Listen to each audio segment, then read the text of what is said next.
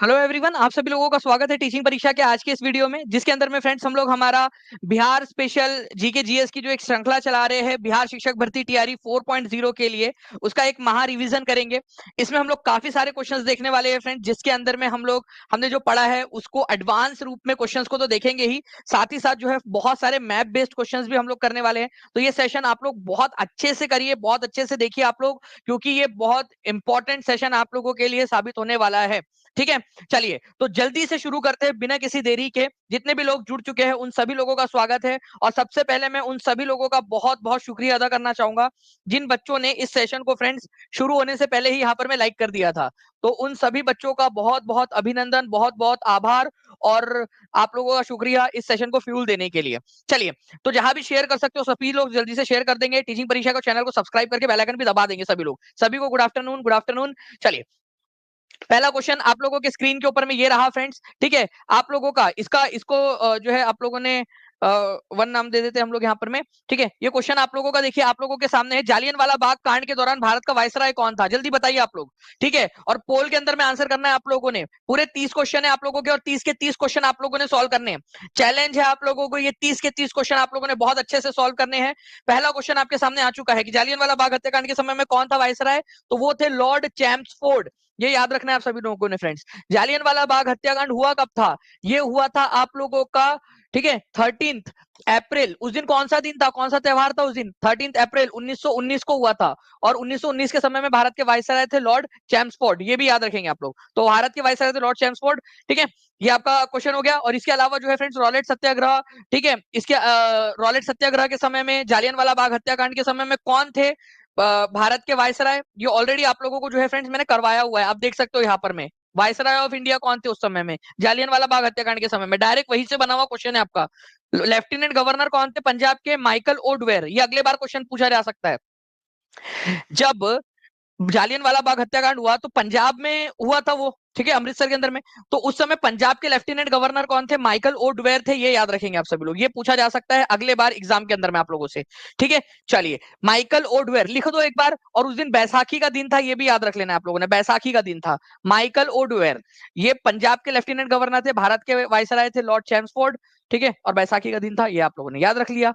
ठीक है, चलिए नेक्स्ट क्वेश्चन की तरफ में हम लोग आगे बढ़ते हैं फ्रेंड्स। हमारे इस क्वेश्चन का आंसर आप लोगों में से सभी लोग कर सकते हो ऐसी मुझे उम्मीद है, क्योंकि ये क्वेश्चन मैंने आप लोगों को करवाया हुआ है।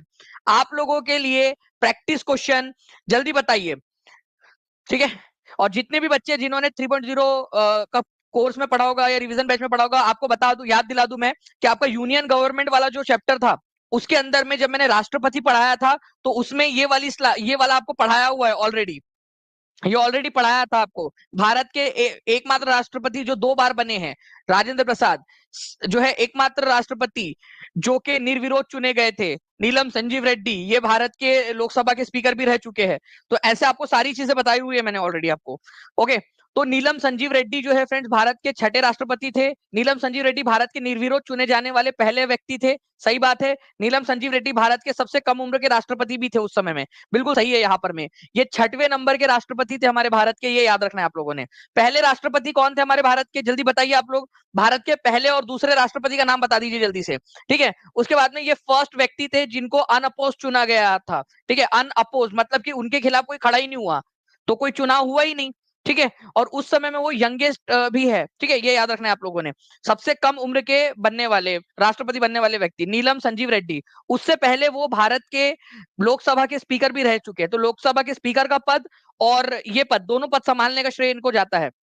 ठीक है, चलिए, 650 से ज्यादा लाइक्स आप लोगों ने कर दिए फ्रेंड्स दूसरे ही क्वेश्चन के अंदर में। तो जल्दी जल्दी से सेशन को लाइक एंड शेयर करते रहेंगे सभी के सभी लोग, और चैनल को सब्सक्राइब जरूर कर लेना है आप लोगों ने। अब देखिए फ्रेंड्स, एक क्वेश्चन आप लोगों का बीपीएससी शिक्षक भर्ती तैयारी 3.0 के अंदर में आप लोगों का एक क्वेश्चन, ठीक है, 15 मार्च का, कि जालियनवाला बाग हत्याकांड की जांच के लिए गठित सीमा जो थी आप लोगों की जांच समिति, हंटर जांच समिति भी जिसको बोलते हो आप लोग। ठीक है, आपको बताना है कि हंटर जांच जो समिति थी उसमें कौन से भारतीयों को जगह मिली थी? हंटर जांच समिति, हंटर कमीशन बना था जालियनवाला बाग हत्याकांड की जांच करने के लिए अंग्रेजों के द्वारा। ठीक है, तो उसमें भारतीयों को भी शामिल किया गया था। एक चिमन लाल, हरिलाल, शीतलवाड़ थे। ठीक है, और एक थे जगत नारायण। ठीक है, पंडित जगत नारायण। तो ये दो लोग थे फ्रेंड्स, ये याद रखेंगे आप सभी लोग। तो ए एंड सी, तो आंसर आपका मोर than one of the above हो जाएगा आपका। ठीक है, तो ये दोनों के दोनों थे, चिमन लाल हरिलाल सीतलवाड़ और पंडित जगत नारायण। ये दो लोग इसके अंदर में शामिल थे। हंटर कमीशन के अंदर में दो भारतीय लोगों को भी शामिल किया गया था। तो इंपॉर्टेंट क्वेश्चन है फ्रेंड्स, याद रखना है। सबसे पहली बात तो जालियनवाला बाग हत्याकांड के लिए कौन सी कमेटी बनी थी? Hunter committee. ठीक है, तो ये एक क्वेश्चन बन जाएगा।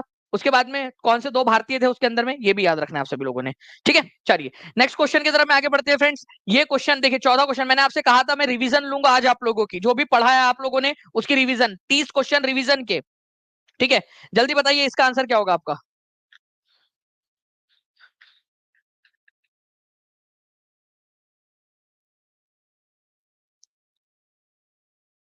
ओके, चलिए यहाँ पर में जो है फ्रेंड्स, एक चीज को हम लोग यहाँ पर में करेक्शन कर लेते हैं। यहाँ पर में आप लोगों से पूछा गया है कि कौन सा वाला कथन जो है वो आप लोगों का गलत है। ठीक है, ये पूछा गया है आप लोगों से, इनकरेक्ट वन।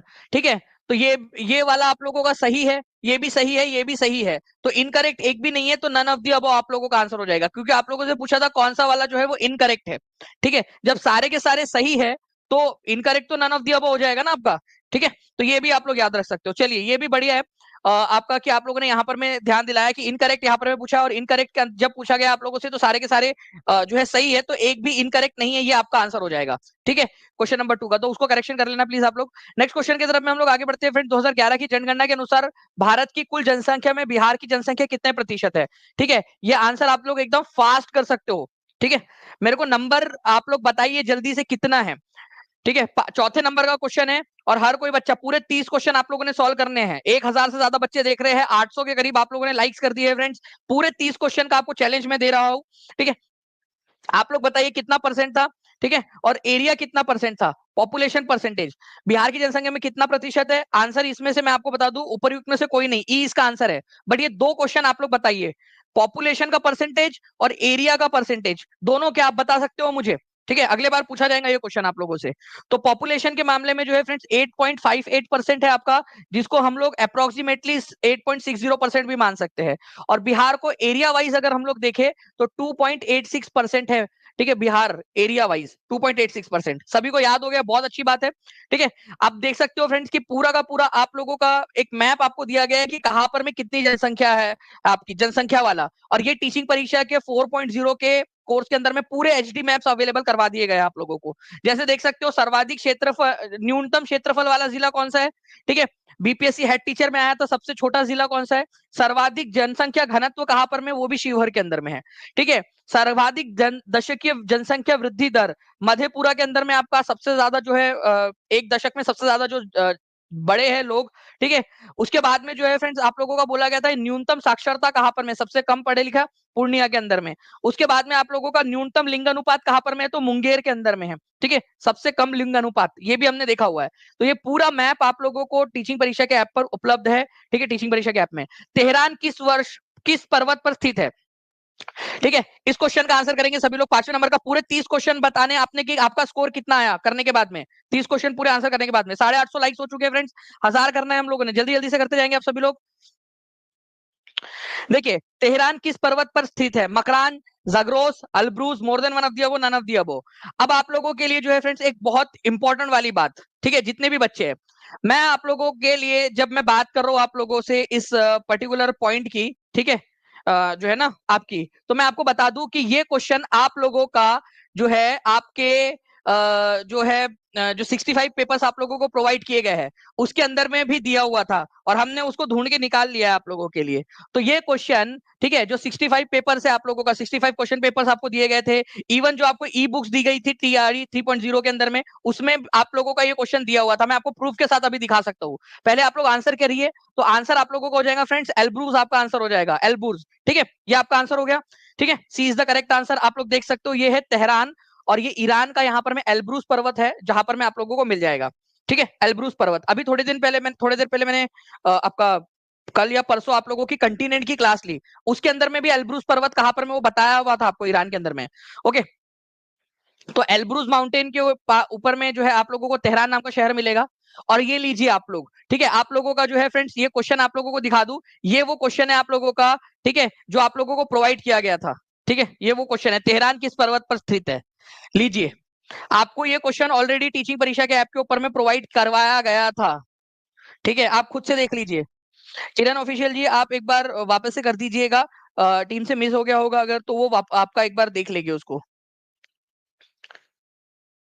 जी, अभी भी मिलेगा, जो टीआरई 4 वाले बच्चे उन लोगों को मिलेगा बिल्कुल। तेहरान किस पर्वत पर स्थित है आपका, ठीक है, तो ये एल्ब्रूस पर्वत के ऊपर में स्थित है आप लोगों का ये। तो ये आपका जो पूरी ई बुक है, ठीक है, ये 65 पेपर्स है, ये बहुत ज्यादा रिसर्च करके सारे के सारे क्वेश्चन पेपर्स हमने आपके लिए निकाले हैं, सब कुछ आपको प्रोवाइड किया है वो है।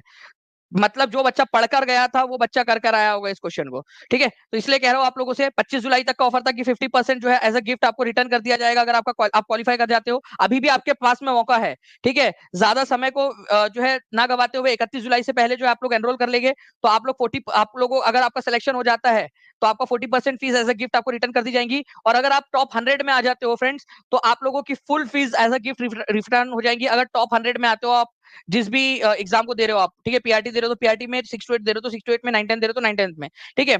और एक जो है फ्रेंड्स, अगर आप टॉप 100 में आते हो तो आपको लैपटॉप भी जो है वो एक गिफ्ट किया जाएगा टीचिंग परीक्षा की तरफ से। तो पूरी लड़ाई है टॉप 100 में लाने की, ठीक है, आप लोगों को। जी, तो सोनम कुमारी जी, आप अगर देखिए कॉल अगर नहीं लग रहा है आपका तो आप एक बार व्हाट्सएप करके रख दीजिए, टीम आपकी बिल्कुल मदद करेंगी उसके अंदर में, ठीक है। नाउ फ्रेंड, नेक्स्ट क्वेश्चन है आप लोगों का 1918 में, ठीक है, आपको बताना है कि किसने इंटरवीन किया था अहमदाबाद मिल वर्कर्स जो थे और ओनर्स के बीच में। आई थिंक यहाँ पर मैं ये अटक गया है ये, ओके। तो आई होप फ्रेंड्स अब आप लोगों को दिख रहा होगा यहाँ पर में। तो क्वेश्चन ये पूछ रहा था मैंने आप लोगों से कि who intervened in the dispute between workers and mill owners of Ahmedabad in 1918, 1918 में किसने इंटरवीन किया था, ठीक है। तो आप लोगों को बता दूं फ्रेंड्स, ये किया था महात्मा गांधी ने, ठीक है। तो आंसर आप लोगों का ऑप्शन नंबर बी हो जाएगा, महात्मा गांधी। 1918 के अंदर में महात्मा गांधी ने किया था, ठीक है। इंटरवीन, इंटरवीन का मतलब होता है कि इन्होंने बीच बचाव किया था। और इसमें ये महात्मा गांधी का जो है फ्रेंड्स पहला सत्याग्रह भी था, ये भी याद रखोगे आप सभी लोग। पहला सत्याग्रह महात्मा गांधी का, इसके पहला जो है आमरण अनशन भारत के अंदर में, भारत गांधी जी का, ठीक है। तो ये याद रखना है आप लोगों ने, B is the correct answer, okay. आप देख सकते हो अनुसुईया बेन साराभाई थी जिन्होंने गांधी जी को आमंत्रित किया था यहाँ पर में। मिल मालिकों के विरुद्ध था, प्लेग बोनस वापस ले लिया था मिल मालिकों ने, ठीक है, वेतन वृद्धि नहीं कर रहे थे, जिस वजह से जो है परिणाम स्वरूप जो है फ्रेंड्स यहाँ पर में आंदोलन हुआ। 35% जो है वो स्वीकार कर लिया गया, जो है वेतन था उसको बढ़ाने का। और गांधी जी का पहला आमरण अनशन जो था, पहला अनशन भारत के अंदर में यही था, अहमदाबाद वाला। नाउ फ्रेंड्स, एक क्वेश्चन आप लोगों का देखिए यहाँ पर में, क्वेश्चन नंबर 8 आपका 2001 से 2011 के मध्य बिहार में जनसंख्या की दशकीय वृद्धि दर कितनी थी। ये आपकी टीचिंग परीक्षा के ऐप पर उपलब्ध था, ये क्वेश्चन आपका ई बुक वाले सेक्शन के अंदर में। जिसने भी पढ़ा होगा उसका फायदा होगा। 978 लाइक्स आपने कर दिए फ्रेंड्स, बहुत बहुत शुक्रिया। 30 क्वेश्चन है, पूरे 30 क्वेश्चन आप लोगों ने देखने और मुझे बताना है आप लोगों ने कि आपका स्कोर कितना आया, ठीक है, ओके। देखिए, तो अगर मैं बात करूं 2001 से 2011 के मध्य बिहार में जनसंख्या की दशकीय वृद्धि दर कितने प्रतिशत थी, ठीक है। तो ये थी आप लोगों की फ्रेंड्स, याद रखेंगे आप सभी लोग, 25.42% आप लोगों की, ठीक है, 0 4 नहीं, 4-2% थी आप लोगों की। तो यहाँ पर मैं कहां पर मैं दिया हुआ है ये ऑप्शन 25.42% आप लोगों का कहा दिया, ये नहीं है, ये नहीं है, ये भी नहीं है आप लोगों का। तो आंसर हो जाएगा आप लोगों का उपरयुक्त में से कोई नहीं, तो ये आंसर हो गया आप लोगों का। और आप लोगों को जो है फ्रेंड्स बार बार पढ़ाया है ये कि 6वें स्थान के ऊपर में था दशक की वृद्धि दर के मामले में 2001 से 2011 के बीच में, ठीक है। दशक की वृद्धि दर बहुत बार ये क्वेश्चन कराया आप लोगों को, बार बार ये क्वेश्चन कराया गया आप लोगों को कि भाई कितनी थी। तो 25.4% की जो है दर से बिहार की जनसंख्या में वृद्धि देखी गई है आप लोगों की। 9वें नंबर का क्वेश्चन आप लोगों का, जल्दी से बताइए इसका आंसर क्या होगा। पूरे 30 क्वेश्चन करने के बाद में आपने बताना है कि आपका स्कोर कितना है। And thank you very much friends, 1000 plus likes के लिए आप लोगों के, 1000 से ज्यादा बच्चों ने यहाँ पर में सेशन को लाइक कर दिया है। 2011 की जनगणना के अनुसार बिहार के किस जिले में पुरुषों की तुलना में महिलाओं की संख्या अधिक है, ठीक है। तो पुरुषों की तुलना में महिलाओं की संख्या अधिक है, ये बताना है आप सभी लोगों ने, ठीक है। कौन सा जिला है जहां पर पुरुषों की तुलना में महिलाओं की संख्या अधिक है। और ये आपको बताया था कि 1000 जो है वो पुरुषों के मुकाबले में 1021 महिलाएं हैं, ठीक है। तो ये आपका हो जाएगा गोपालगंज, ठीक है, Gopalganj is the correct answer. तो ए इज द आंसर, ओके, ये याद रखेंगे आप सभी लोग। आपको ये देखिए, एकमात्र जिला पूरे बिहार के अंदर में जिसका लिंग अनुपात 1000 से ज्यादा है, एकमात्र जिला, ठीक है। ये भी क्वेश्चन बन सकता है कि कितने जिले हैं, तो एक ही जिला है, केवल एकमात्र है जिसमें 1000 से ज्यादा जो है वो लिंग अनुपात है। तो आंसर आप लोगों का गोपालगंज हो जाएगा। कितना है ये नंबर आप सभी लोग कमेंट के अंदर में लिख देंगे। ठीक है, सभी लोग लिख दीजिए। 1400 के करीब बच्चे यहाँ पर मैं देख रहे हैं फ्रेंड्स। ठीक है, 1100 के करीब आप लोगों ने लाइक्स कर दिए है, तो जल्दी जल्दी से लिखते भी जाएंगे कमेंट के अंदर में, ताकि याद हो जाए आप लोगों को। नाउ फ्रेंड्स, एक क्वेश्चन है आप लोगों का 10वें नंबर का। 10 में से कितने लोगों के कितने सही हुए बताइए। सविनय अवज्ञा आंदोलन के दौरान महात्मा गांधी के नेतृत्व में प्रसिद्ध दांडी मार्च लगभग कितनी दूरी तय की थी। ठीक है, आप लोग बता दीजिए जल्दी से। अगर मैं एनसीईआरटी की बात करूं आप लोगों से फ्रेंड, तो ये आप लोगों का 240 माइल्स दिया हुआ है, 240 मील। ठीक है, माइल्स दिया हुआ है आप लोगों का। और यहाँ पर में हम लोग देखेंगे तो सबसे क्लोजेस्ट जो आपका ऑप्शन है, अगर यहाँ पर में बहुत ज्यादा दूर होता तो हम उसको सोचते, लेकिन यहाँ पर में पॉइंट्स में है, तो 241 मील जो है वो माना जा सकता है यहाँ पर में आप लोगों का आंसर को। ठीक है, तो आंसर आप लोगों का ऑप्शन नंबर बी माना जाएगा। यहाँ पर में एनसीईआरटी में 240 दिया है, 241 मान सकते हैं, बहुत क्लोज है, क्योंकि ये बहुत ज्यादा क्लोज है। ओके, तो 240 मान सकते हैं हम, 240 एनसीईआरटी में दिया है, 241 जो है वो माना जा सकता है आप लोगों का, ये याद रखेंगे आप सभी लोग। ठीक है, 11वें नंबर के क्वेश्चन की तरफ में हम लोग आगे बढ़ते हैं फ्रेंड्स आप लोगों का। ठीक है, जालियनवाला बाग हत्याकांड, क्योंकि आप लोगों का 240, 241 और 242 ये तीनों जो है फ्रेंड्स आप लोगों के माने जाते हैं, क्योंकि वो रूट कितना लंबा था। ठीक है, वो तो आज हम लोग कैलकुलेट करते हैं ना, उस समय थोड़ी ना उन्होंने कैलकुलेट किया था। नाउ फ्रेंड्स, जालियनवाला बाग हत्याकांड किस दिन हुआ था ये बताना है आप लोगों ने क्वेश्चन। ठीक है, 11वें नंबर का क्वेश्चन है आप लोगों का। 11वें नंबर के क्वेश्चन के अंदर में देखेंगे तो कौन सा दिन था उस दिन, तो तारीख आप लोग बता देंगे जल्दी से। उस दिन बैसाखी का दिन था। ओके, बैसाखी का दिन था। इसकी जांच के लिए कौन सा कमीशन बनाया गया था वो कमेंट करके बताइए। जो बच्चा स्टार्टिंग से देख रहा है वो इस क्वेश्चन का आंसर कर पाएगा। हंटर कमीशन का गठन किया गया था। ठीक है, हंटर कमीशन का गठन किया गया था जालियनवाला बाग हत्याकांड की जांच के लिए। उस दिन बैसाखी का दिन था। जालियनवाला बाग हत्याकांड जिस दिन हुआ था 13 अप्रैल 1919 को। जालियनवाला बाग हत्याकांड के समय में भारत के वायसराय कौन थे और पंजाब के लेफ्टिनेंट गवर्नर कौन थे, आज ही पढ़ाया है मैंने आप लोगों को। मुझे उम्मीद है कि आप लोग उसका आंसर कर पाओगे।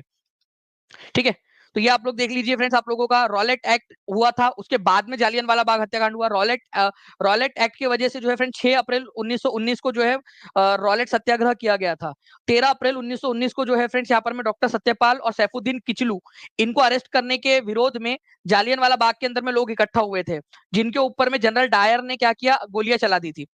उस समय में पंजाब के लेफ्टिनेंट गवर्नर थे, ठीक है, माइकल ओ डुवेर, और भारत के वायसराय थे लॉर्ड, ठीक है, चैम्सफोर्ड। चलिए, तो ये पूरा का पूरा आप लोगों को मैं बार बार रिवाइज इसलिए करा रहा हूं ताकि आप लोग अच्छे से इसको पढ़ सके। 1500 से ज्यादा बच्चे देख रहे हैं, 30 के 30 क्वेश्चन करने आप लोगों ने, और आपने बताना है कि आप लोगों का आंसर, आपका स्कोर कितना आया। साइमन कमीशन के गठन की घोषणा कब की गई थी। मैं इस क्वेश्चन को जो है फ्रेंड्स इंपॉर्टेंट मानता हूं बहुत ज्यादा। प्लीज इस क्वेश्चन को इंपॉर्टेंट आप लोग भी मार्क करके रख लीजिए जल्दी से। ठीक है, बताइए जल्दी से इसका आंसर क्या होगा।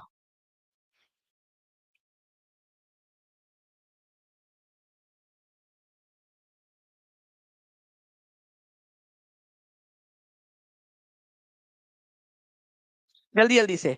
तो देखिए, बीपीएससी टीआरई के अंदर में पूछा गया क्वेश्चन आप लोगों का, तो साइमन कमीशन का जो गठन है ना फ्रेंड्स, गठन की बात कर रहे हैं यहाँ पर में। गठन इसका लंदन में किया गया था नवंबर, ठीक है, 1927 में। बहुत बार बताया है आप लोगों को मैंने, ठीक है, बार बार पढ़ाया आप लोगों को कि 1927 नवंबर 1927 के अंदर में इसका गठन किया गया था।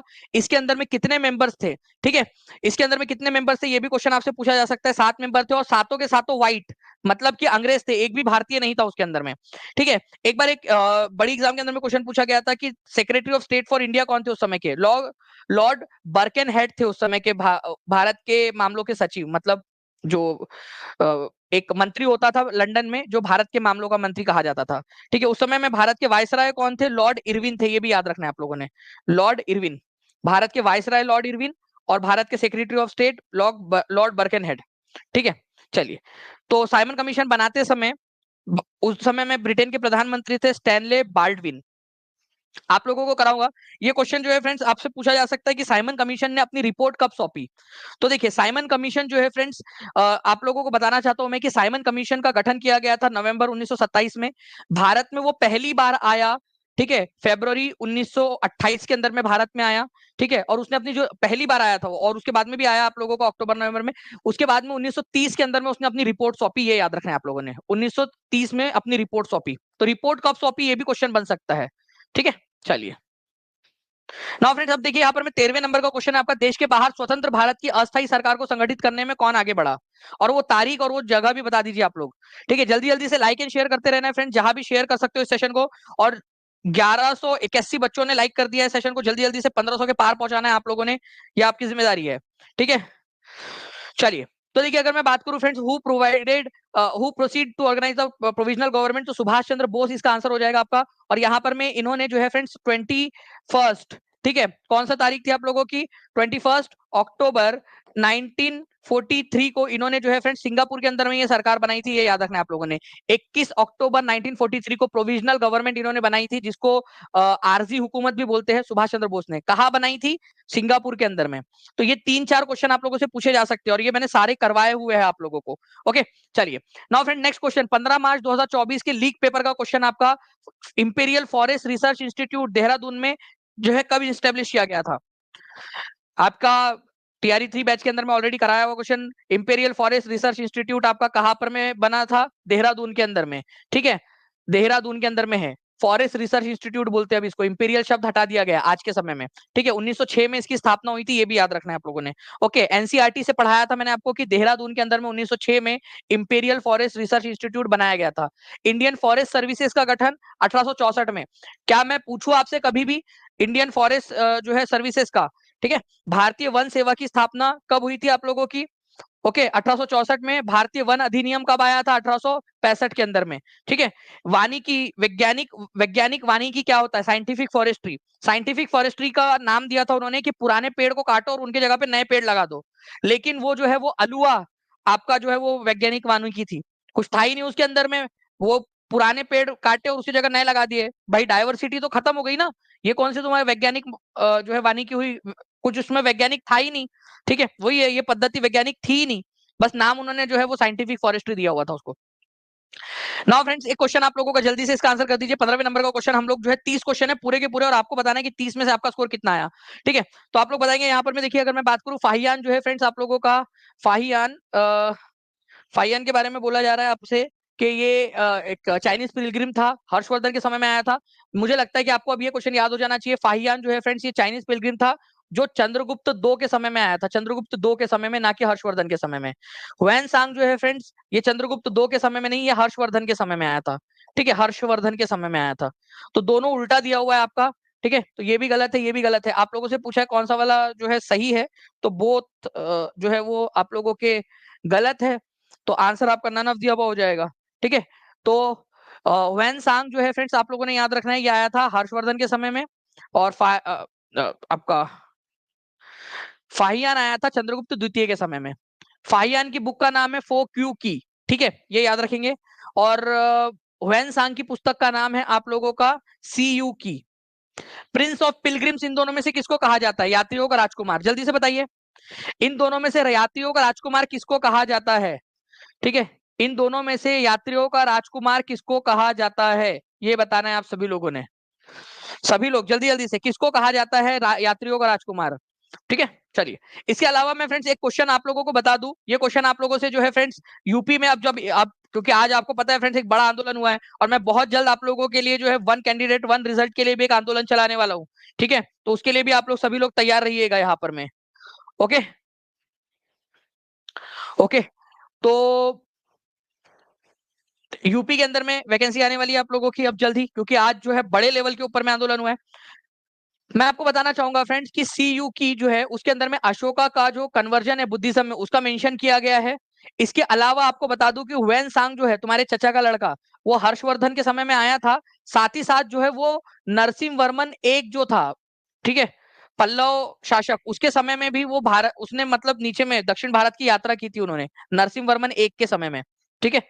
तो हुएन सांग ने पल्लव कैपिटल जो है कांचीपुरम, वहां पर में भी वो गया था, वहां पर में भी उसने विजिट किया था, ठीक है। तो पल्लव राज्य के पास में भी वो गया था दक्षिण भारत में। निम्न में से किसे राष्ट्रीय आपदा प्रतिक्रिया बल, नेशनल डिजास्टर रिस्पांस फोर्स का डायरेक्टर जनरल किया गया है यहाँ पर में? ओके, जल्दी बताइए यहाँ पर में। देखिए फ्रेंड्स, मैंने इसको कैसे याद किया था कि राष्ट्रीय आपदा प्रतिक्रिया, देखिए कोई आपदा आ गई आपके ऊपर में और आपको फटाक से प्रतिक्रिया मिल जाए आपके ऊपर में जो आपदा आई हुई है, तो आपको क्या होगा? ठीक है, अगर आपदा आपके ऊपर में आई हुई है तो आपको फटाक से क्या होगा? बहुत आनंद होगा कि भाई चलो कोई तो है, ठीक है, जो आपके बारे में सोचता है, ठीक है, कोई तो है जो आपके साथ में है, ठीक है। तो आपदा आ जाए आपके ऊपर में और कोई प्रतिक्रिया दे दे, कोई आपको जो है रिस्पॉन्स करे, तो उसका आनंद आपको आ जाता है। तो पीयूष आनंद, हमने ऐसे याद किया हुआ था इसको, ठीक है। तो ये देखिए आप लोग, Piyush Anand appointed as DG of National Disaster Response Force. Sadanand Vasant Date, ठीक है, डांट डांट कर वो इन्वेस्टिगेशन करते हैं, एनआईए के जो है वो डायरेक्टर जनरल बने।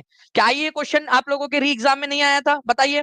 पढ़ाया हुआ क्वेश्चन है आपका, ये दोनों के दोनों आपको इस तरीके से बताया था मैंने। सदानंद वसंत डांटे, डांटते बहुत ज्यादा, डांट के पूछते, इन्वेस्टिगेशन करते हैं वो, ठीक है, इसलिए एनआईए का बना दिया उनको, ठीक है। और आनंद आ जाता है जब वो रिस्पॉन्स करते हैं, तो यहाँ पर मैं नेशनल डिजास्टर रिस्पॉन्स फोर्स का, ये आप लोगों को पढ़ाया हुआ जो है यहाँ पर मैं पूरा का पूरा ये है, ठीक है। नाउ फ्रेंड्स, आप लोगों से मैं बोलूंगा कि 15 में से 15 किसके आ चुके हैं, अभी 30 क्वेश्चन है पूरे के पूरे टोटल, 30 में से 30 किसके आते बताना है। 1313 लाइक्स आप लोगों ने कर दिए फ्रेंड्स, ठीक है। नेपाल की पर्यटन राजधानी पोखरा किस प्रदेश में स्थित है? पहली बात तो नेपाल की पर्यटन राजधानी क्या है, ये क्वेश्चन आया था कि नहीं आया था एग्जाम के अंदर में, आपको कराया हुआ क्वेश्चन डायरेक्टली। और कहां पर में है ये, तो ये आपका जो है गंडकी प्रोविंस के अंदर में है, ये याद रखना है आप लोगों ने, C is the correct answer, Gandaki province के अंदर में।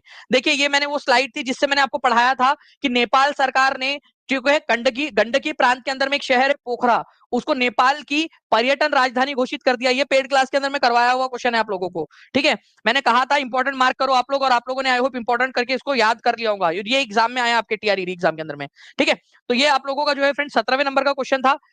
दो चीजें से पढ़ी हमने, पोखरा और गंडकी। अभी आप लोगों के बिहार में बहुत सारी वैकेंसीज आने वाली है, उसमें ये क्वेश्चन रिपीट होने के चांस है आप लोगों का, तो प्लीज इसको याद रखिए। आप लोग 1600 से ज्यादा बच्चे जुड़ चुके हैं, 1330 लाइक्स हो चुके हैं, जल्दी जल्दी से सेशन को लाइक एंड शेयर करते रहेंगे फ्रेंड्स। और जिन्होंने भी चैनल को सब्सक्राइब नहीं किया, चैनल को सब्सक्राइब जरूर कर लेंगे, हर कोई बच्चा चैनल को सब्सक्राइब जरूर कर लेगा, ठीक है। नाउ फ्रेंड, निम्नलिखित में से किसे अंतरिक्ष में भारत के पहले मानव युक्त मिशन के लिए अंतरिक्ष यात्री के रूप में चुना गया है, आपको बताना है। और मैं आपको चारों के चारों नाम जो है फ्रेंड्स याद करवा देता हूँ अभी के अभी, ठीक है, अभी के अभी याद करवा देता हूं आप लोगों को सारे नाम, ताकि आप लोगों का जो है आने वाले एग्जाम्स के लिए वो टेंशन ही खत्म हो जाए, ठीक है। तो गगनयान जो है फ्रेंड्स, ये हमारा वो यान रहने वाला है, मिशन का नाम भी गगनयान मिशन है, ठीक है।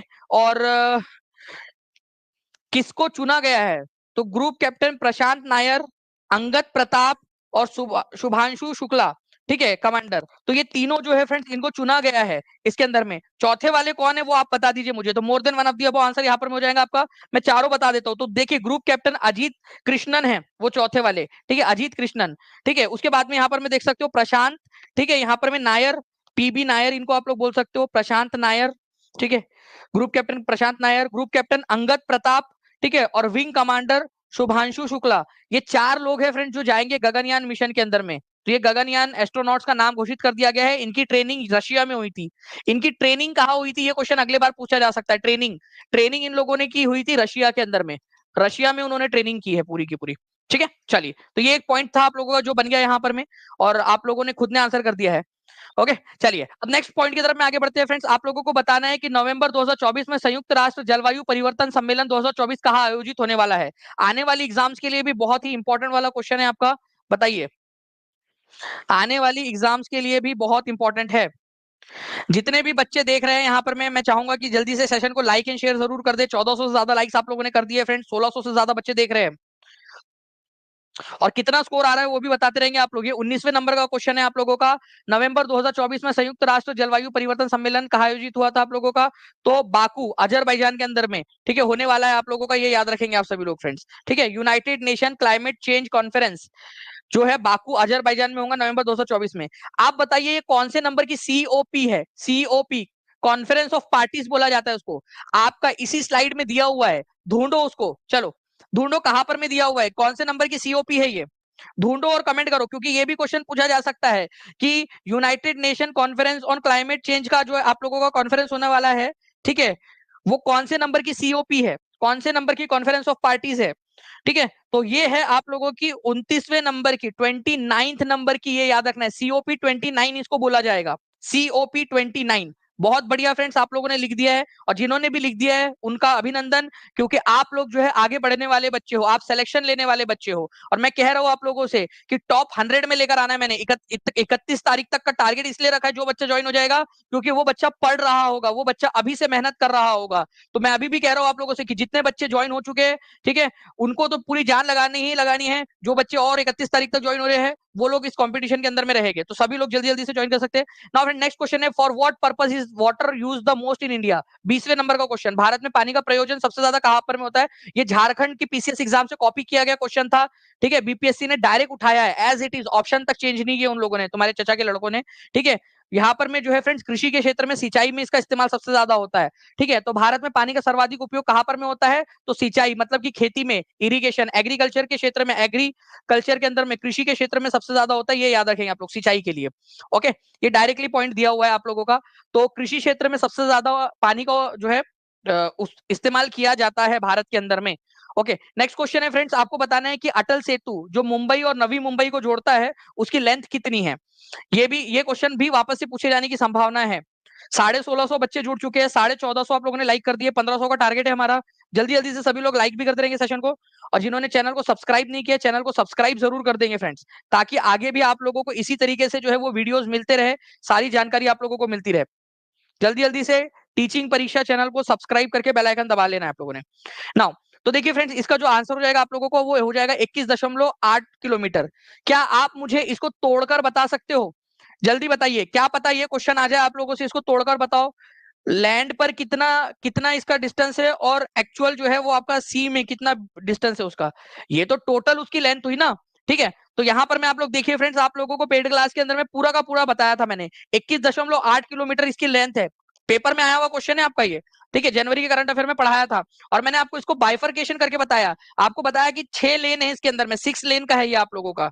ओके, देखिए आप लोग 21.8 किलोमीटर है, इसको 2 हिस्सों में बांटा जा सकता है आप लोगों का। ठीक है, 16.5 किलोमीटर यहाँ पर में, और जो बच जाता है आप लोगों का फ्रेंड्स 5.5 किलोमीटर आपका, ये मिलाकर इस तरीके से जो है आप लोगों का ये हो जाएगा 16.3 और 5.5, तो 16.3 जो है वो एक्चुअल में उसमें है आपका समुद्र के ऊपर में, और 5.5 जो है आप लोगों का है जमीन के ऊपर में।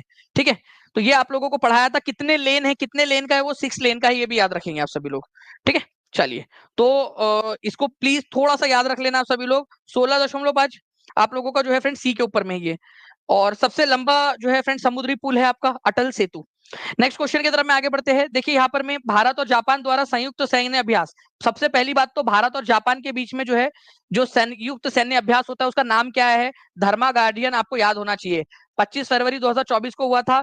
ठीक है, राजस्थान के महाजन क्षेत्र के अंदर में। ठीक है, तो उसका नाम ही है धर्मा गार्डियन। ठीक है, तो धर्मा गार्डियन इसका आंसर हो जाएगा आप लोगों का। Answer is option number B. कितने परसेंट लोगों ने आंसर किया है सही, देख लेते हैं यहाँ पर में। ओके, चलिए बताइए जल्दी से। 1700 के करीब हम लोग पहुंचते जा रहे हैं friends, and thank you very much for 1500 plus likes आप लोगों का यहाँ पर में सेशन के बीच में ही। तो धर्मा गार्जियन 22वें नंबर का क्वेश्चन था ये आपका। ठीक है, और ये 5वां संस्करण आयोजित हुआ आपका। तो आपसे पूछा जा सकता है, अभी नेक्स्ट क्वेश्चन बता रहा हूं आपको, नेक्स्ट क्वेश्चन क्या आ सकता है एग्जाम में। भारत और जापान के बीच में गार्जियन, धर्मा गार्जियन करके एक एक्सरसाइज हुई थी आपकी, जिसका 5वां संस्करण आयोजित हुआ। वो कौन से राज्य में आयोजित हुआ था, भारत के कौन से राज्य में आयोजित हुआ था, ये क्वेश्चन बन सकता है। ठीक है, तो भारत के कौन से राज्य में आयोजित हुआ था ये, भारत के राजस्थान राज्य के अंदर में महाजन फील्ड फायरिंग रेंज के अंदर में आयोजित हुआ था। ये याद रखेंगे आप सभी लोग। ओके, ऐसे क्वेश्चन बन सकता है आपका। ठीक है, राजस्थान के अंदर में। तो एक इंपॉर्टेंट क्वेश्चन नेक्स्ट वाली एग्जाम के लिए आपको बता दिया, राजस्थान पूछा जा सकता है। कौन सा संस्करण था, ये भी क्वेश्चन बन सकता है आप लोगों से। संस्करण एक लेक्चर हम लोग लेंगे फ्रेंड्स, जिसके अंदर में हम लोग सारी जो मिलिट्री एक्सरसाइजेस है वो सारी की सारी मिलिट्री एक्सरसाइजेस भी हम लोग कंप्लीट कर लेंगे। ठीक है, कि कौन कौन सी पूछी जा सकती है। नाउ फ्रेंड्स, 74th और 73rd संविधान संशोधन के समय में भारत के प्रधानमंत्री कौन थे। और जिन भी बच्चों ने लेक्चर देखा, मैंने आज कहा था जानबूझ के आपको रिवाइज करा रहा हूं, मैंने कहा भी आज रिवीजन क्लास है आपकी। ठीक है, मैंने कहा था आपको कि राष्ट्रपति कौन थे उस समय में, ये भी बताना है। तो बताइए उस समय में राष्ट्रपति कौन थे। ठीक है, राष्ट्रपति कौन थे उस समय काल के अंदर में। ठीक है, बताइए यहाँ पर में। देखिए 1992 के अंदर में ये हुआ था, दोनों के दोनों संविधान संशोधन, ये तो आपको याद रखना है क्योंकि क्वेश्चन ये भी बन सकता है। आप लोग बता दीजिए। ठीक है, जल्दी से सभी के सभी लोग। 1992 में भारत के राष्ट्रपति कौन थे। Very good friends. तो यहाँ पर मैं आप लोगों का देखिए, यहाँ पर मैं प्रधानमंत्री पूछा है तो पहले इसका आंसर कर देते हैं प्राइम मिनिस्टर का। तो प्राइम मिनिस्टर थे पीवी नरसिम्हा राव। ठीक है, 73rd एंड 74 संविधान संशोधन 1992 के समय में। और उस समय में भारत के राष्ट्रपति थे, ठीक है, शंकर दयाल शर्मा। ठीक है, शंकर दयाल, ठीक है, शंकर दयाल शर्मा। और मैं एग्जामिनर भाई साहब से रिक्वेस्ट करूंगा कि प्लीज अगर आप ये लेक्चर कहीं पे भी देख रहे हो, या कोई आप मेरा मैसेज पहुंचा सकते हो एग्जामिनर तक, तो प्लीज यार उनको बोलो ना कि एक क्वेश्चन ऐसा भी कुछ बनाए, थोड़ा बच्चों का जो है दिमाग की टेस्टिंग होगी, वो और ज्यादा मेहनत करेंगे फिर अगले बार से। ठीक है, तो एग्जामिनर तक पहुंचाओ यार ये क्वेश्चन, ये भी बन सकता है। ठीक है, क्या पता एग्जामिनर देख रहा हो लेक्चर मेरा, वो बना भी दे इस क्वेश्चन को अगले बार। ठीक है, तो तैयार रहिए आप लोग इस क्वेश्चन के लिए भी। ओके, चलिए 1700 से ज्यादा बच्चे देख रहे हैं फ्रेंड्स यहाँ पर, मैं बहुत अच्छी बात है। पीवी नरसिम्हा राव, ओके, ये याद रखना है आप लोगों ने। इनको हाल ही में जो है फ्रेंड्स भारत रत्न से भी सम्मानित किया गया है। Now Kargil is located on the bank of, सबसे पहली बात तो आप बताइए कि कारगिल जो है फ्रेंड्स, अभी हाल ही में कारगिल विजय दिवस भी मनाया गया आप लोगों का, तो क्वेश्चन तो ये भी बन सकता है, कारगिल विजय दिवस कौन से दिन मनाया जाता है। ठीक है, तो कारगिल विजय दिवस अभी अभी मनाया गया आप लोगों का, बस एक दो दिन पहले।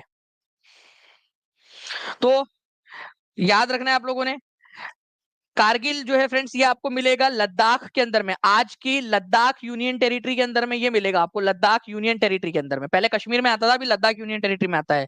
कारगिल का जो युद्ध था आपका वो 1999 में हुआ था, और कारगिल विजय दिवस जो है वो मनाया जाता है आप लोगों का 26 जुलाई को, 26 जुलाई को कारगिल विजय दिवस मनाया जाता है।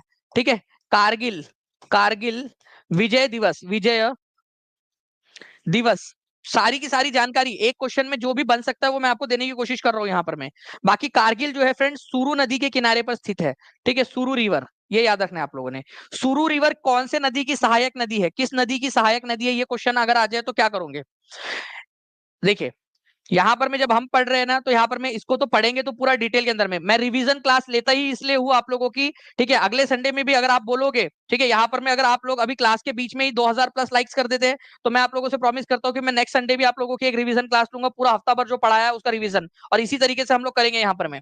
सुरु नदी किसकी सहायक नदी है, तो ये सिंधु नदी की सहायक नदी है, ये याद रखना है आप सभी लोगों ने फ्रेंड्स। ठीक है, सिंधु नदी की सहायक नदी है, इंडस की सहायक नदी है, कौन से हाथ से, कौन से तरफ से जाकर मिलती है, ठीक है, कौन से साइड से जाकर मिलती है, तो ये जो है फ्रेंड्स लेफ्ट हैंड ट्रिब्यूटरी है।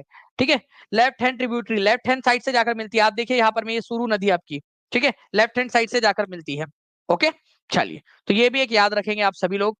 अच्छा, मैं एक क्वेश्चन आपसे पूछता हूँ, यहाँ पर में जितने भी बच्चे समझदार वाले बच्चे हैं वो आंसर करेंगे, मतलब समझदार सभी है। देखो, ओके, मैं बता रहा हूं आपको, सियाचिन ग्लेशियर से कौन सी नदी निकलते हुए दिख रही है जो कि सिंधु नदी में जाकर मिल जाती है।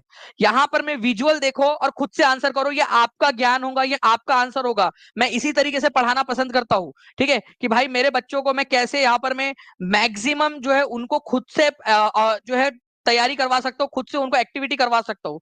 मुझे एक्टिविटी करवाना पसंद है, मैं चाहता हूँ कि मेरे बच्चे एक्टिविटी करे। ओके, एक्टिविटी करे मेरे बच्चे, जल्दी बताइए यहाँ पर मैं। जी, तो श्योक नदी जो है फ्रेंड्स सियाचिन ग्लेशियर से निकलती है। बहुत ही इंपॉर्टेंट क्वेश्चन ये वाला भी है आपका, ये बनेगा एग्जाम के अंदर में। ठीक है, सियाचिन ग्लेशियर से निम्नलिखित में से कौन सी नदी निकलती है, तो श्योक नदी निकलती है। आप लोगों ने खुद ने आंसर कर दिया है, और ये सिंधु नदी की राइट हैंड साइड से सीधे हाथ से आकर मिलने वाली जो है यहाँ पर में नदी है आप लोगों की। ठीक है, चलिए, तो ये भी क्वेश्चन आपका बन गया। अभी इस क्वेश्चन को देखिए आप लोग, निम्न भारतवर्ष उसके पड़ोसियों के संबंध में कौन सा वाला कथन सही है। भारत की विदेश नीति शांति और अहिंसा पर आधारित है। ठीक है, मेरे को आर्टिकल नंबर बताओ आप लोग, मैं आप लोगों को चैलेंज करता हूं, मुझे आर्टिकल बता दो। बच्चों, मैंने आपको पढ़ाया है यहाँ पर में, ठीक है, बार बार पढ़ाया आपको, रिवीजन भी करवाई है, पेड क्लास के अंदर में पढ़ाया, हर जगह आप लोगों को करवाया है मैंने। ठीक है, इस क्वेश्चन को बता दो कि शांति और अहिंसा के साथ में भारत जो विदेश नीति अपनाएगा, ये कौन से नंबर का आर्टिकल है। नहीं पता तो अच्छे से देखिए आप लोग।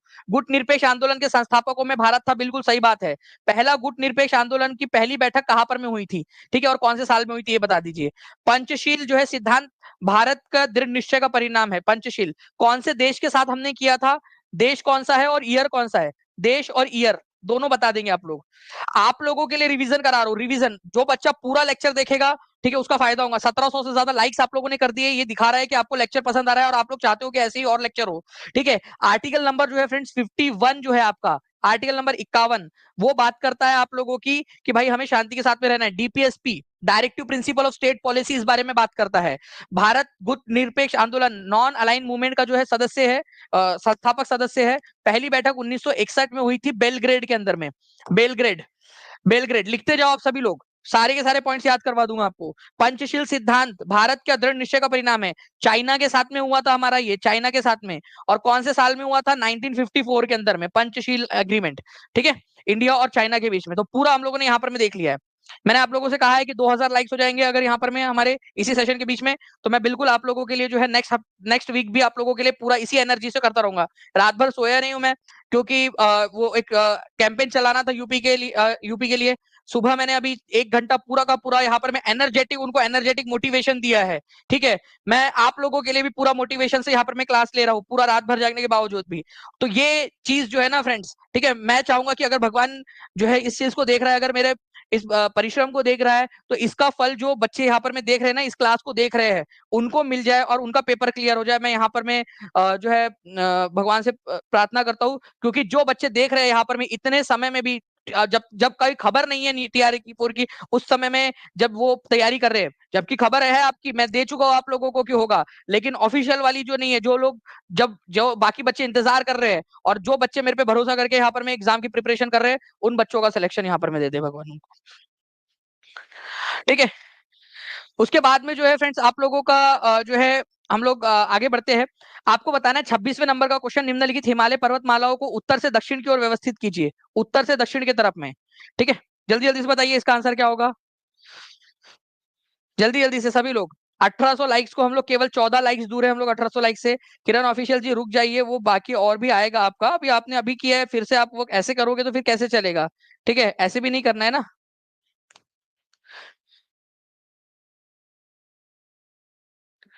ओके चलिए, तो आप लोग देखिए फ्रेंड्स, उत्तर से दक्षिण की तरफ में कल जाएंगे पीडीएस लेने, कल। ठीक है, जाएंगे, लिखो सभी लोग, ये ट्रिक लिखो, कल जाएंगे, क्या लेने जाएंगे, पीडीएस लेने जाएंगे, पीडीएस लेने जाएंगे कल। ये हमने ट्रिक याद की थी, पीडीएस लेने। ठीक है, कल जाएंगे पीडीएस लेने। तो क से हो जाएगा आपका काराकोरम, ल से लद्दाख हो जाएगा, लद्दाख। ठीक है, ल से लद्दाख, क से काराकोरम आपका। ठीक है, काराकोरम। ठीक है, काराकोरम हो गया आप लोगों का। ठीक है, जाएंगे से झांसकर हो गया। ठीक है, जाएंगे से झांसकर, पीर पंजल, धौलाधर और शिवालिक। ओके, तो आपको उत्तर से दक्षिण की तरफ में लगाना है, तो सबसे पहले काराकोरम आएगा 2। ठीक है, फिर आएगा लद्दाख 1। ठीक है, फिर आएगा आपका झांसकर 4, और फिर 3। 2 1 4 3, 2 1 4 3 आपका ऑप्शन नंबर डी में दिया हुआ है। कितने बच्चों ने सही आंसर किया था, हाथ ऊपर करके बता देंगे जल्दी जल्दी से। ठीक है, 1824 यहाँ पर मैं लाइक्स कर दिया आप लोगों ने, बहुत बहुत शुक्रिया फ्रेंड्स आप लोगों का। ठीक है, 26, 3 क्वेश्चन बचे आप लोगों के, जल्दी जल्दी से आप सभी लोग यहाँ पर में तैयार रहिए आप लोग। Okay, now friend next question की तरफ में आगे बढ़ते हैं, और ये देखिए आप लोगों के लिए एक क्वेश्चन, सभी लोग जल्दी जल्दी से इस क्वेश्चन का आंसर करेंगे जल्दी से। ठीक है, सभी लोग जल्दी जल्दी से, फिर मैं आप लोगों को एक वीडियो दिखाता हूँ, सभी लोग।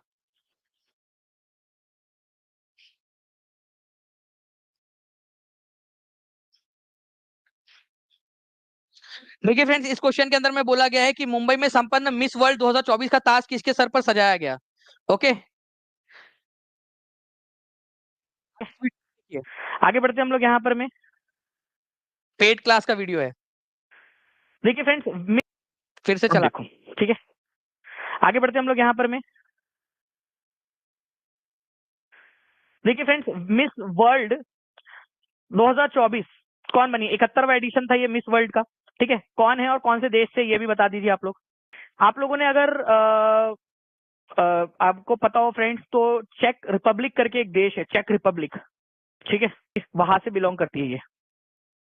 जी, तो देखिए मिस वर्ल्ड पीजेंट जो है आप लोगों का वैसे हुआ इंडिया में था, मुंबई के अंदर में, इसलिए भी इंपॉर्टेंट है ये आपका। और तुम्हारे चाचा की नहीं, चाचा की नहीं बोलते यार, चलो कोई लड़की नहीं है, नहीं तो बेचारे लड़के लोग नाराज हो जाएंगे यार, हमारी कजन बना दिया करके, कोई बात नहीं। ठीक है, जो भी है, तुम्हारी फ्रेंड क्रिस्टालिना, ठीक है, वो बनी है मिस वर्ल्ड 2024। तो क्रिस्टालिना पिस्कजोवा नाम है इसका, क्रिस्टालिना पिस्कजोवा। ठीक है, क्रिस्टालिना पिस्कजोवा कहाँ की है ये, ठीक है, ये है चेक रिपब्लिक की, चेक रिपब्लिक की। पिज्जा भी आप लोग याद रख सकते हो कि मिस वर्ल्ड पिज्जा बनी है। ठीक है, पिस्कजोवा, पिस्कजोवा। ठीक है, क्रिस्टीना पिस्कजोवा। ठीक है, कहाँ की है, चेक रिपब्लिक की। तो ये भी क्वेश्चन पूछा जा सकता है, कहाँ की है ये मैडम। ठीक है, तो ये है चेक रिपब्लिक, चेक रिपब्लिक की, चेक रिपब्लिक। ठीक है, मिस वर्ल्ड बनी है। कहाँ पर में आयोजित हुआ था ये आप लोगों का, मुंबई में आयोजित हुआ था, जियो कन्वेंशन, वर्ल्ड कन्वेंशन के अंदर में, वर्ल्ड कन्वेंशन सेंटर के अंदर में। देखिए ये 28 साल बाद भारत में हुआ, क्योंकि 1996 में हुआ था, इससे पहले फिर 28 साल बाद भारत के अंदर में आयोजित हुआ अभी, इसलिए भी इंपॉर्टेंट है ये, भारत के अंदर में आयोजित हुआ था। तो जो अभी आज जो भी मैं पढ़ा रहा हूँ आप लोगों को प्लीज याद रखना है आप लोगों ने, ये इंपॉर्टेंट है, आप लोगों को पूछेगा आप लोगों से। ठीक है, अब देखिए बहुत इंपॉर्टेंट वाला बात बता रहा हूँ आप लोगों को। तो आप लोगों ने देखा फ्रेंड्स यहाँ पर में कि जो आप लोगों को बताया था क्वेश्चन डायरेक्टली, कहां पर में आयोजित हुआ था? मुंबई में आयोजित हुआ था। मिस वर्ल्ड आपका 2024 में जियो वर्ल्ड कन्वेंशन सेंटर के अंदर में आपका, ठीक है, 28 साल बाद आयोजित हुआ। उससे पहले 19 जो है 96 के अंदर में भारत के अंदर में आयोजित हो चुका है वो। उसके बाद में कौन बनी है? तो चेक रिपब्लिक की जो है, ठीक है, क्रिस्टीना पिस्कोवा, ठीक है, ये बनी है आप लोगों की। तो आंसर आपका ऑप्शन नंबर बी हो जाएगा। ठीक है, कौन से देश की है वो? ठीक है, चेक रिपब्लिक की है। ये भी मैंने आप लोगों को बताया है कौन से देश की है। ठीक है, चेक रिपब्लिक की है ये। देखिए, ये वो क्वेश्चन था आप लोगों का जो बताया था मैंने आप लोगों को। और ये मैंने कहा भी था तुम्हारे चाचा की लड़की नहीं है, नहीं तो तुम लोग बोलेंगे सर मेरे कजन बना दिया करके उसको। ठीक है, लड़के लोग, ठीक है, नाराज हो जाएंगे नहीं तो। भाई है तो है आप लोगों की। ठीक है, जितनी भी लड़कियां है उनकी बहन। ठीक है, चलिए आगे बढ़ते हम लोग यहाँ पर में। क्रिस्टेलिना पिस्कज़ोवा मुंबई के अंदर में आयोजित हुआ था। यास्मीना जो है जैतून, ये भी आपको बताया था, ये रनर अप रही है आप लोगों की। और उसके अलावा, ठीक है, ये याद रखना है आप लोगों ने, ये 28 साल बाद आयोजित हुआ था। 1996 में इससे पहले हो चुका था। आगे में आप लोगों से पूछा जा सकता है। 1895 जो है फ्रेंड्स लाइक्स हो चुके हैं हमारे। केवल 105 लाइक्स हम लोग दूर है 2000 लाइक से। सभी लोग जल्दी जल्दी से जो है फ्रेंड्स शेयर कर देंगे, जहां भी शेयर कर सकते हो। 2-3 क्वेश्चन बचे, जल्दी जल्दी से। ठीक है, सर आपकी बहन है? अरे मेरी बहन बनाने के पीछे क्यों पड़े हो जबरदस्ती तुम लोग? ठीक है, who assassinated sir Curzon Wyllie, ठीक है, कर्जन वाइली इन लंदन। ठीक है, who assassinated sir Curzon Wyllie in London? जल्दी जल्दी बताइए। अदर स्टेट वाले 75 नंबर पे इमरुल क्विज। ठीक है, who assassinated sir Curzon valley in London. और वो घटना कब की, ईयर भी बता दीजिए आप सभी लोग, क्योंकि मैंने आपको रिवाइज करवाया हुआ है। तो आंसर हो जाएगा मदन लाल ढींगरा। और 1909 के अंदर में उन्होंने ये हत्या कर दी थी लंदन के अंदर में। सरदार उधम सिंह जो थे, उन्होंने माइकल ओ ड्वेयर को मारा था, जो पंजाब के लेफ्टिनेंट गवर्नर थे जालियनवाला बाग हत्याकांड के समय में। याद करो आप लोग। ठीक है, तो वो वाली बात थी। तो आंसर इसका ऑप्शन नंबर बी हो जाएगा, मदन लाल ढींगरा 1909 के अंदर में। मदन लाल ढींगरा जो है फ्रेंड्स, जो नेशनल इंडियन एसोसिएशन जो है आप लोगों का, वहां पर में थे, वहां पर में रहा करते थे। इंडिया हाउस करके एक जगह थी जहां भारतीय लोग, भारतीय क्रांतिकारी लोग रहते थे, वहां के भी मेंबर थे ये मदन लाल ढींगरा। ठीक है, और उन्होंने कर्जन वाइली की हत्या कर दी थी गोली मारकर। कर्जन वाइली वैसे मारना वो चाहते थे किसी और को। ठीक है, मर कोई और गया। मारना चाहते थे वो लॉर्ड मॉर्ले को, जो भारत के secretary of state for India थे, लॉर्ड मॉर्ले। उनके जगह पे उनके साथी कर्जन वाइली की मृत्यु हो गई। तो मतलब भाई बात ये है कि अगर तुम्हारा दोस्त जो है ना वो बहुत ज्यादा क्रांतिकारी इधर उधर हरकतें करता है, तो उसके साथ में घूमो फिरो मत। ठीक है, मतलब ये निकलता है। वो पता है ना, वो सर रैंड करके एक व्यक्ति थे, प्लेग कमीशन के, है ना, याद है क्या आप लोगों को? सर रैंड, उनको मार दिया था चापेकर बंधुओं ने। ठीक है, और उनके साथ में उनका एक साथी जो था आयर्स, वो भी मर गया। ठीक है, वो लॉर्ड जो मैजिस्ट्रेट किंग्सफोर्ड था, उनके ऊपर में हमला किया प्रफुल्ल चाकी और खुदीराम बोस ने। वो किंग्सफोर्ड तो मरा नहीं, उसके साथ में 2 औरतें थी, वो मर गई। मतलब भाई कोई क्रांतिकारी है उसके साथ में जाओ मत, चुपचाप से घर में बैठो। भाई बोलना तू चल मैं आ रहा हूँ तेरे पीछे पीछे करके। ठीक है, पीछे बाद में चले जाना। जबरदस्ती यार किसी को भी मार दे, कोई भी मर जाता पीछे से। ठीक है, 1800 से ज्यादा लोग हो चुके हैं फ्रेंड्स। 1968 लाइक्स आप लोगों ने कर दिए, मतलब आप लोग जो है फ्रेंड बहुत ज्यादा एक्साइटेड हो। जल्दी बताइए कि आपका गल्फ ऑफ कच्छ और द्वारका नाम की जो जगह है, द्वारका जो है फ्रेंड्स, पौराणिक कथाओं के अनुसार जो है आपको पता है कि भगवान श्री कृष्ण जो थे उनकी नगरी थी द्वारका नगरी। तो गल्फ ऑफ कच्छ और द्वारका को जोड़ने के लिए जो एक सेतु बनाया गया है, बताइए आप लोग कि उसका नाम क्या है? और दूसरी चीज, अब नाम अगर याद हो गया हो आपको, तो आप बताइए उसकी मीटर में दूरी कितनी है? मीटर में बताना है आप लोगों ने कितनी दूरी है। ठीक है, दूरी कितनी है, कितना उसका डिस्टेंस है मीटर में। ठीक है, फीट में भी आपको याद करवा दूंगा मैं, लेकिन अभी फिलहाल के अंदर में तो दूरी बताइए आप लोग इसके अंदर में। ओके, तो ये आप लोगों का जो है फ्रेंड्स, इसका नाम है आपका सुदर्शन सेतु। ये आपका आंसर है। आंसर यहाँ पर में 77% लोगों ने लगाया है। और उसके बाद में जो है, ठीक है, कुछ लोग बोल रहे सर बहन नहीं है, भाभी है आपकी। भाई मेरी भाभी है, इतने बड़े हो गए अभी तुम। ठीक है, उसको मेरी भाभी बनाओगे, मतलब यार हद हो गई तुम लोगों की। ठीक है, देख लो कोई ट्राई कर लो, चलो तुम्हारे लिए सह लेंगे इतना।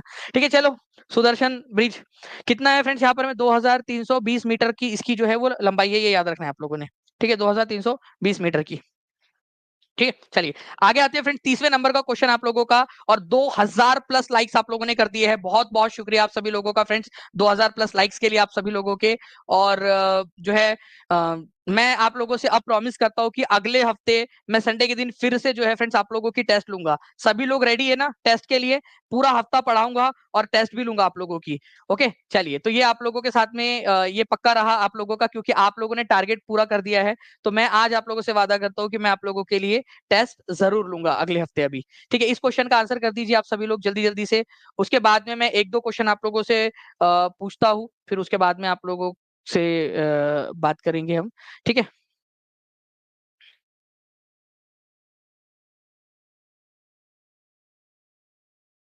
चलिए। तो देखिए फ्रेंड्स, अगर मैं बात करूं आप लोगों से इस पर्टिकुलर क्वेश्चन की, ऑपरेशन बर्गा जो है आप लोगों का फ्रेंड्स, ये पश्चिम बंगाल जो राज्य है, पश्चिम बंगाल राज्य उससे रिलेटेड है आप लोगों का।